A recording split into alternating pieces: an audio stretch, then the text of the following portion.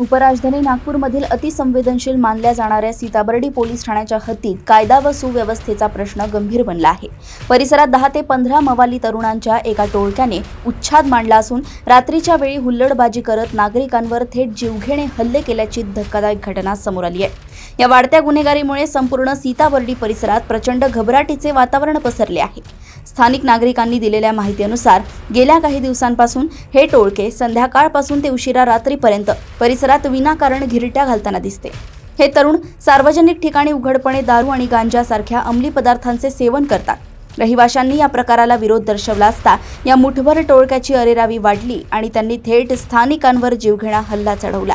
काल रात्री घडलेल्या या संतापजनक घटनेत तरुणांनी स्थानिक नागरिकांना बेदम मारहाण केली। ही संपूर्ण क्रूरता परिसरातील घरांवर लावलेल्या सीसीटीव्ही कॅमेऱ्यांमध्ये कैद झाली आहे। फुटेजमध्ये तरुण हुल्लडबाजी करत नागरिकांना मारहाण करताना स्पष्टपणे दिसून येतात। स्थानिकांनी या गुंडांचा तातडीने बंदोबस्त करण्याची आणि कडक कारवाई करण्याची मागणी पोलिसांकडे केली आहे।